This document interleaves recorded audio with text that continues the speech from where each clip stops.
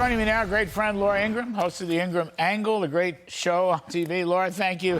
As you probably heard, we're not giving any currency to what went on downtown today. For all the reasons, by the way, you mentioned earlier on Fox News, and I felt the same way. Just not going to give it any currency. I'd rather talk to you about why Donald Trump is leading in the swing states and why he's been on message so effectively on inflation, the economy, and the border. This is probably the best campaign he's ever run. What do you think?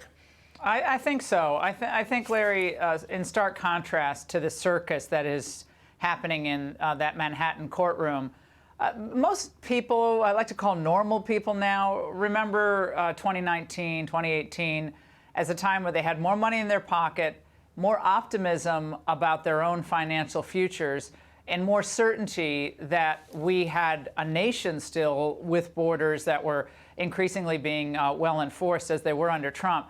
And so now, 4 years later, everyone sees themselves, except for maybe the billionaires who've done really well, but sees themselves as in a much more precarious position.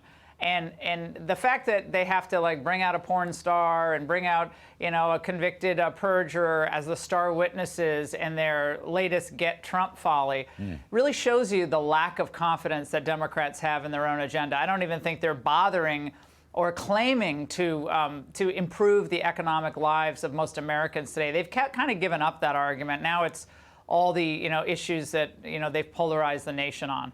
It's without getting into any details whatsoever, but Get Trump is right, but it's like Get America. They are dishonoring America by these tactics, these crazy tactics, this two-tier justice system, this terrible witness thing going on downtown, and so forth and so on. They're just damaging this country. It's a very sordid strategy, Laura. And I just have a sense it's all going to backfire. I may be wrong in this, but I have a sense it's all going to backfire as right-thinking people, clear-headed people look at this. I think you're right. I think a lot of this is already playing out in the polls, and not just one or two polls, Larry. When you look at the polling of voters likely to vote under the age of 30, the dramatic shift away from Biden is something, even I think I'm pretty with it with politics. I did not predict it to be that stark against Biden. It's a 29-point swing away from Biden. It's up. Trump is up 5. In that voting block right now. That is a monumental change. Hispanic evangelicals, keep your eye, Larry, on that demographic, because these people are fed up. They're hardworking. They didn't come to this country to live in poverty. They came to this country to start small businesses and have a chance at a better life. And Biden's taking that away from people week by week, month by month. And I really think people are feeling it. And they feel like they've been gypped and they've been sold a bill of goods. And I don't think a Stormy Daniels day on the stand or Michael Cohen, doing his usual jughead antics is going to make a whit of difference. Here's a fun clip. Trump out in Waukesha, Wisconsin last week, Laura. Just reverse Robin Hood. Have a listen, please. Crooked Joe Biden launched the greatest confiscation of middle-class wealth in the history of our country.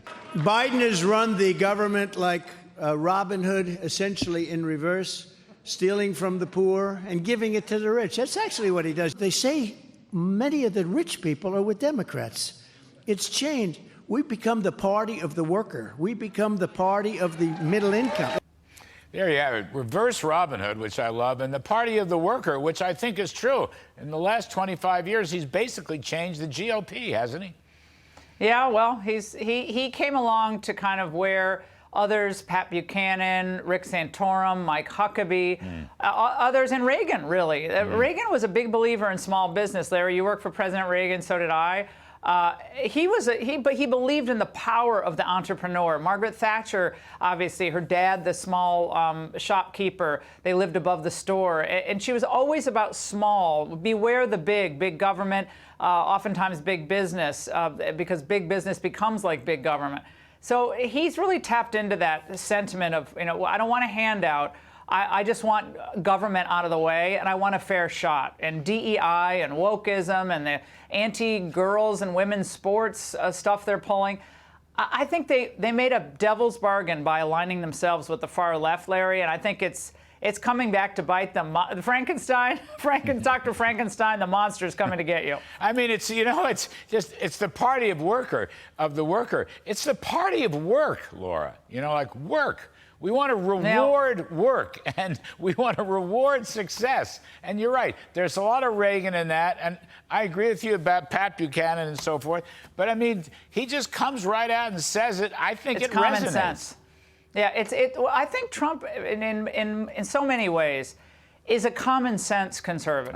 Yes. Right? He's a conservative with a populist bent, but a lot of it is just plain common sense. Those guys are ripping you off. We're going to give you the opportunity that you always deserved. You're going to work hard, but we're not going to take your wealth from you. In fact, we're going to give you a tax cut. I think he should announce a broad-based middle-class tax cut and completely counter Biden's plans to raise taxes. And those taxes are going to be raised on everybody, Larry. You've covered this so well on the show. Working on it. Honestly, working on it. Working on both sides. Working on both sides. In fact, I'm going to tell a certain candidate that Laura Ingraham signed on to the next tax cut. I love that. You got it. Anyway, you're terrific, Laura. Thank you ever so much. Great to see you, Larry. Folks, see you remember, tonight at 7. You can catch Laura on the Ingraham Angle weeknights at 7 p.m. Eastern on Fox News, the best of the best.